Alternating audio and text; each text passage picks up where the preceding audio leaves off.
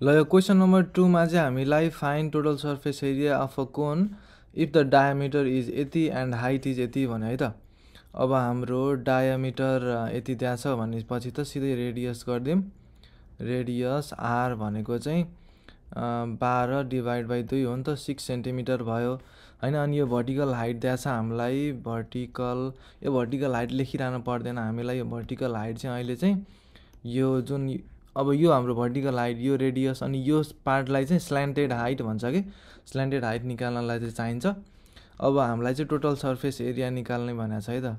अब total surface area of कोनलाई चाहिँ हामीले टिएसए गरिदिउँ इक्वल्स टु क्वेसन मार्क होइन।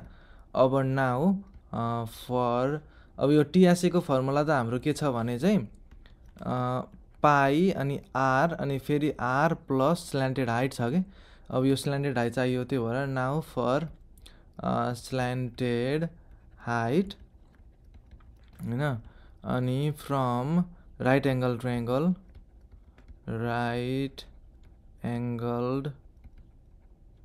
ट्रायङ्गल अब यसलाई चाहिँ हामीले यो फिगर बनाएर चाहिँ अनि पी अनि यो ओ अनि यो क्यू गरिदिन सक्छौँ है त। अनि पिओक्यू युजिङ पाइथागोरस थ्योरम भनेर लेखिदिने यहाँ। अनि त्यसपछि चाहिँ यो हाइपोटेनियसको स्क्वायर पिक्यूको square equals to OP square plus OQ square हुन्छ नि त होइन।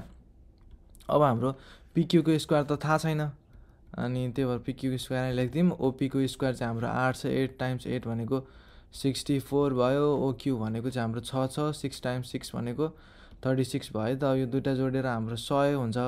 √100 भनेको चाहिँ हाम्रो 10 भयो। त्यही भएर पिक्यू भनेको चाहिँ हाम्रो 10 सेन्टिमिटर आयो त।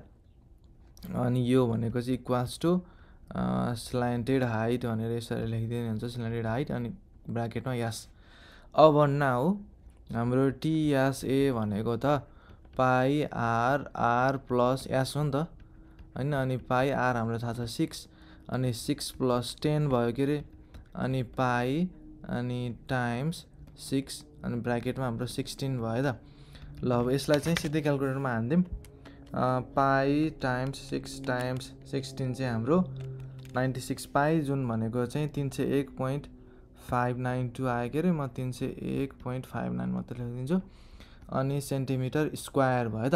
ल यो चाहिँ हाम्रो चाहिँ फाइनल एन्सर।